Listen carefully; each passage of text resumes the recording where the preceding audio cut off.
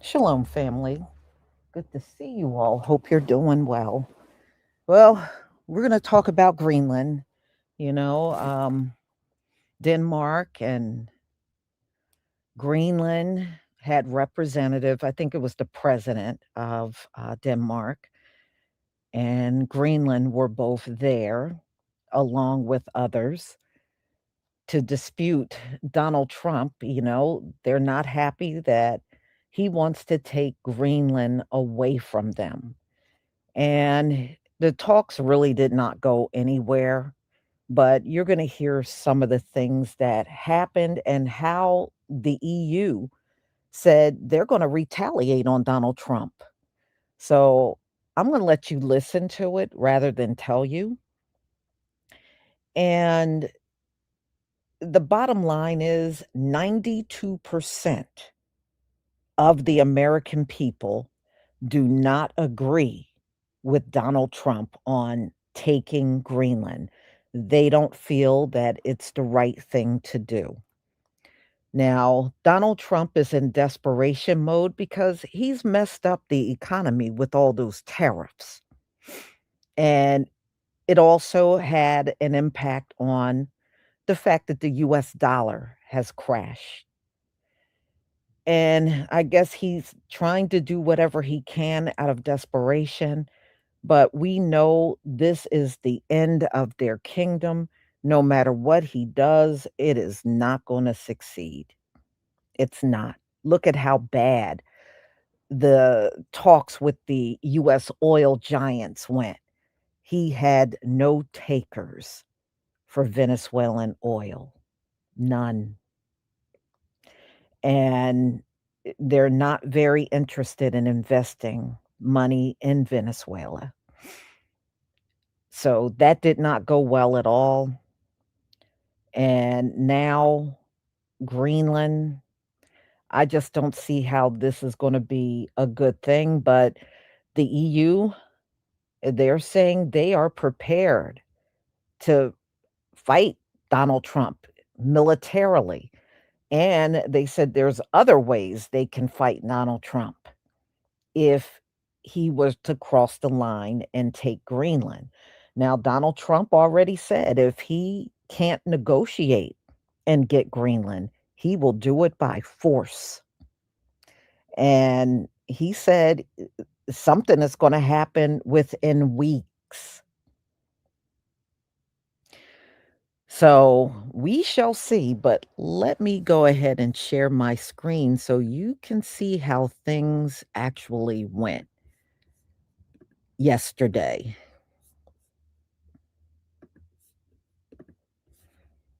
Please give me a 1 if you can see my screen.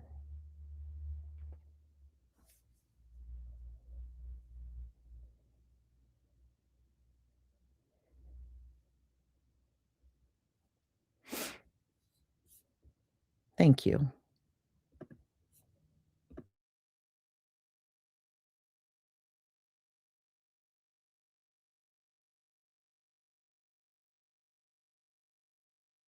This morning, President Trump renewing his call for the U.S. to acquire Greenland. We need Greenland for national security, so we're going to see what happens. Top officials from Denmark and Greenland traveling to Washington, meeting with the Vice President and Secretary of State. But the high-stakes meeting appeared to make little progress. A Danish official declaring that a fundamental disagreement still remains. We didn't manage to change the American position. It's clear that the president has this wish of conquering over Greenland. We made it very, very clear that this is not in the interest of the kingdom. Hours before that meeting, President Trump insisting NATO would be stronger with Greenland in the hands of the United States. Adding anything less than that is unacceptable. For weeks, the president has been ramping up his rhetoric, saying one way or another, we're going to have Greenland, and has not ruled out using military force to get it. I would like to make a deal, the easy way, but if we don't do it the easy way, we're going to do it the hard way. Denmark, a NATO ally, has made it clear they're happy to work with the United States to bolster security in the region. But that doesn't mean that we want to be owned by the United States. The country now taking preventative measures to deter the U.S. from acting, expanding its military presence on the island and asking other NATO allies to help. Overnight, a Danish plane arriving on the island for a military exercise. Here at home, there is little to no support for using America's military to take Greenland. A new poll shows 86%, including nearly 70% of Republicans, oppose doing so. Republican Senator Mitch McConnell warning that if the U.S. goes after a NATO ally, it will be incinerating the hard-won trust of loyal allies. Other lawmakers agreeing. Military action against Greenland would be the most serious national geopolitical mistake this country could make and would weaken us. So the president's still not ruling out using military action. So our European allies have now responded with Operation Arctic Endurance, which means as of this morning, troops from France are now on the ground in Greenland. More troops will follow from other European countries, including Germany and Norway. Listen carefully to this warning that's coming straight out of Europe. If you take Greenland, we'll take every single American base, from Aviano to Ramstein. From Romania to all the others, you lose them all, and you lose the entire position of American power since World War II. That's not hyperbole, that's a line in the sand. Greenland isn't just ice and land, it's tied to NATO, European sovereignty, and the alliances that has made the U.S. a global superpower since World War II. The U.S. doesn't dominate Europe by force, it does so by permission and partnership. Those bases, they exist because allies allow them to. So when talk of taking Greenland comes up, Europe is reminding Washington of a simple truth. You don't get empire benefits without alliance responsibilities. Try to act unilaterally, and the entire global military map changes overnight. This isn't about left versus right. This is about if America understands just how fragile their power actually is. Stay tuned for more geopolitical breakdowns you won't see on cable news. Share your thoughts in the comments section and follow me for more. We have a major development this morning. A Republican has confirmed that if Donald Trump were to move forward with military intervention to try to annex Greenland, there would be enough votes to impeach the president of the United States, that it would be the, quote, last straw for Republicans in the House of Representatives. There are straws left? There are straws. Did you have straws left?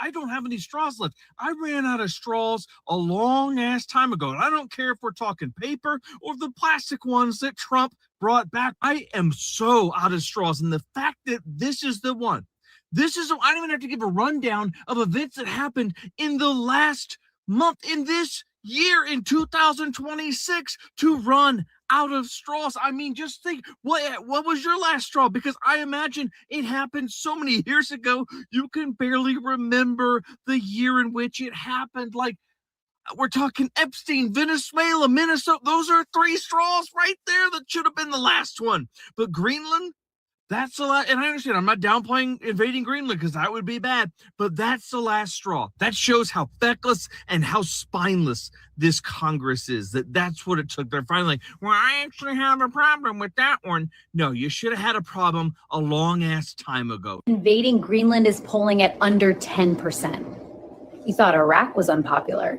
Vietnam, Korea, just wait. You've seen nothing. Well, that didn't go well.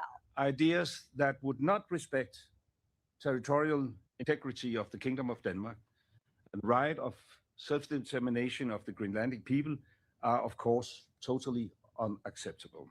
And we therefore still have a fundamental disagreement, but we also agree to disagree. How important it is from our side to strengthen our cooperation with the United States, but that doesn't mean that we want to be owned by the United States. That was the foreign minister from Denmark standing alongside the foreign minister from Greenland, who said they could not reach an agreement with the United States about President Trump's ambition to take Greenland. They met with Vice President Vance and Secretary of State Marco Rubio at the White House today. Despite the very big disconnect between the two sides, the Danish minister tried to put a positive spin on the meeting. We agreed that it makes sense to try to sit down on a high level to explore whether there is possibilities to accommodate the concerns of the president, while we at the same time respect the red lines of the Kingdom of Denmark. Greenland, of course, is a territory of Denmark, which is a NATO ally. And the White House and President Trump, through his recent rhetoric, have suggested that using the U.S. military to accomplish Trump's goal of making Greenland part of the United States is not off the table.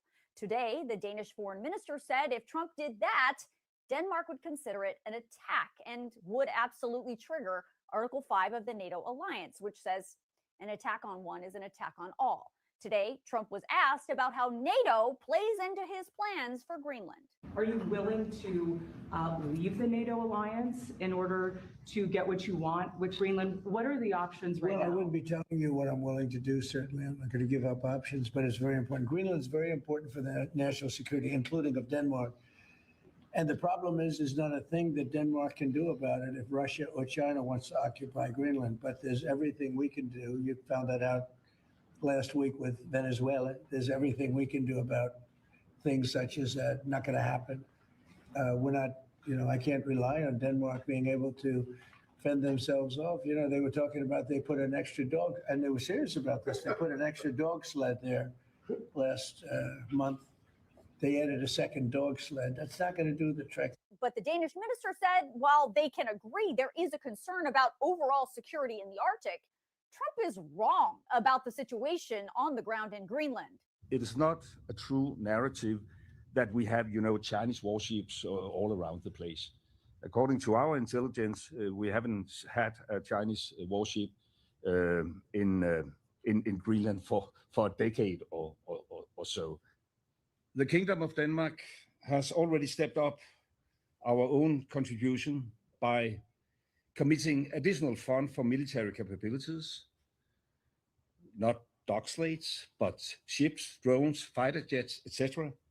And we are definitely ready to do more. Now, as I've reported repeatedly, the United States and Denmark are the oldest of allies. The partnership goes back 235 years. And since 1951, the two countries have worked off of a treaty that says the U.S. can have access to Greenland whenever it wants and can have as many military bases as it wants. But Trump continues to say having bases there isn't good enough for him. He says the United States needs to own Greenland. The Danes and the Greenlanders say that's not going to happen because Greenland is not for sale. Now, the U.S. and Denmark and Greenland say they will continue to talk to see if anything can be worked out. The U.S. were to try to buy Greenland, what's it worth?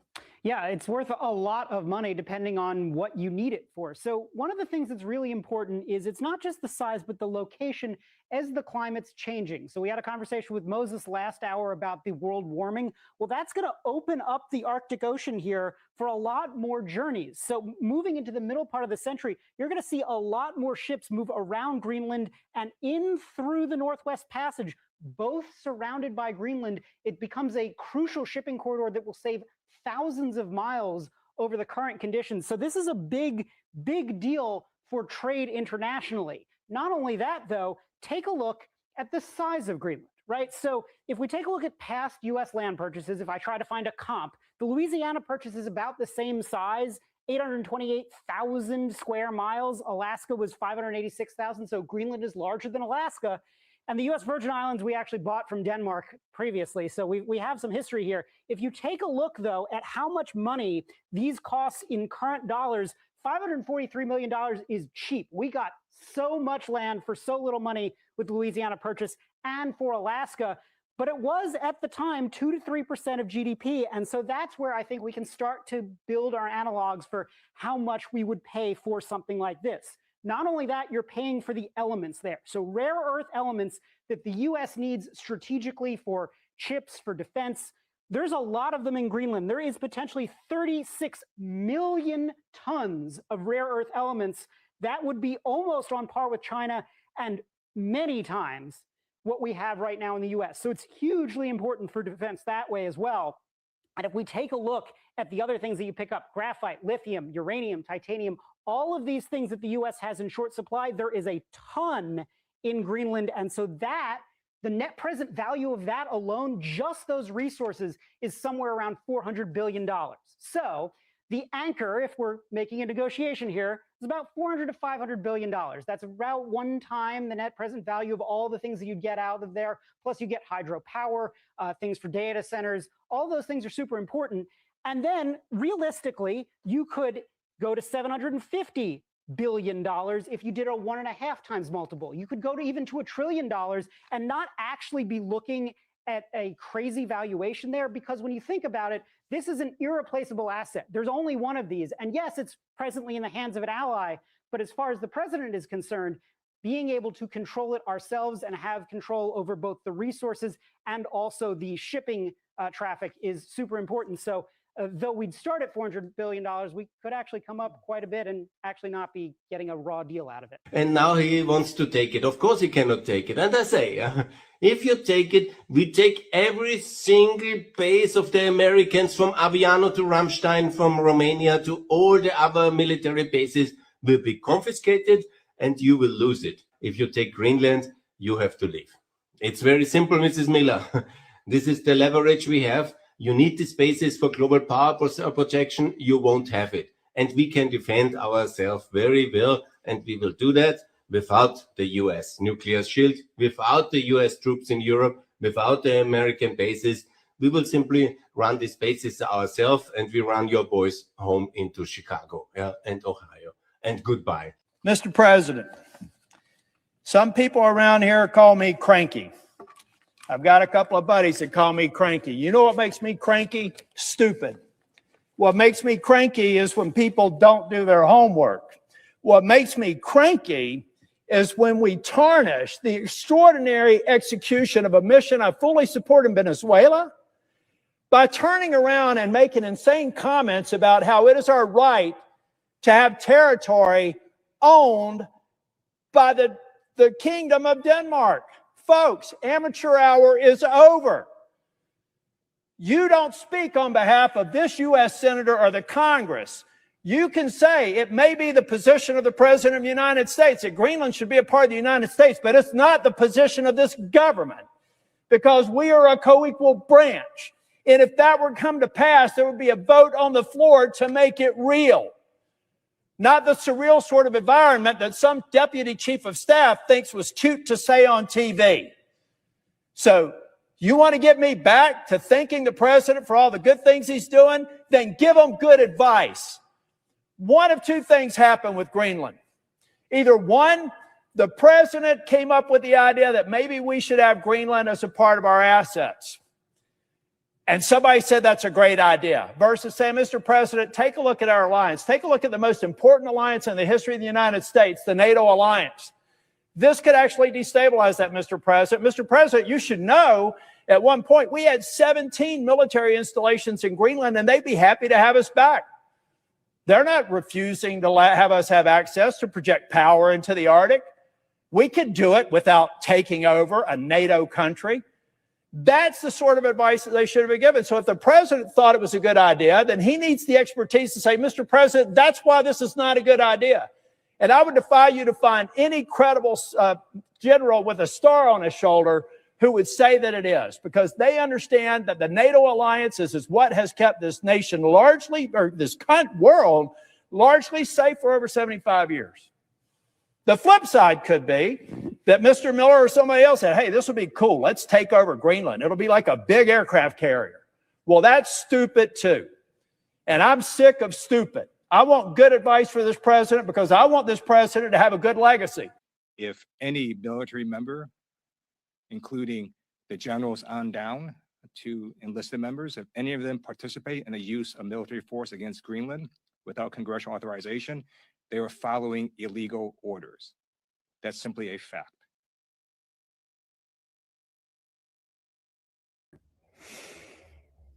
Well, y'all, we're a few weeks away from some action on this thing. So we'll see if Donald Trump will act. So the talks really did not go that well. Not the way Donald Trump wanted it. I don't know why he thought people were going to come to that meeting and say, oh, okay, Donald Trump, here, we're just going to sign over Greenland to you. I knew that wasn't going to happen.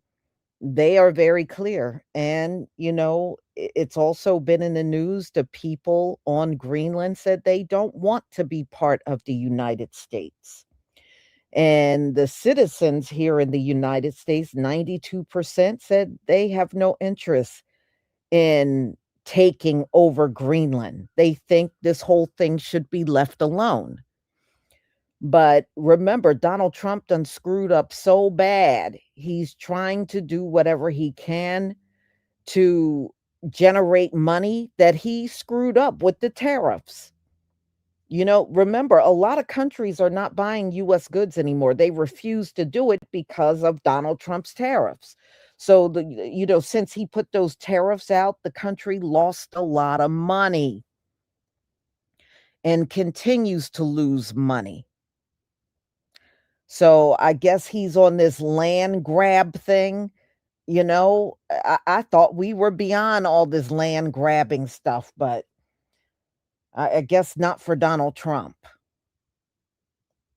But I just don't see this ending well for the US.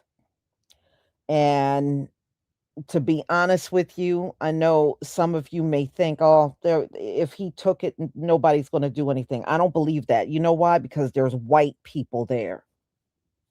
Venezuela was a different ball game. There are a bunch of brown people. They don't care about them. They don't care about them brown folks in Venezuela. But there are white people in Greenland. And I think because of that, they're going to react totally different than they did about Venezuela. That's just my honest opinion. So, y'all, I want to thank you for being here. And I thank you to the people that have donated. I still got a ways to go. So I deeply appreciate what you have all contributed. It definitely not going unnoticed. And I'm going to go ahead and conclude. I might have one more coming up a little later. I have to get orders together, some that came in today. So they're ready first thing in the morning to go out. So if, the time is not too late, then I might do another live. So everybody, please enjoy the rest of your evening. Shalom, family.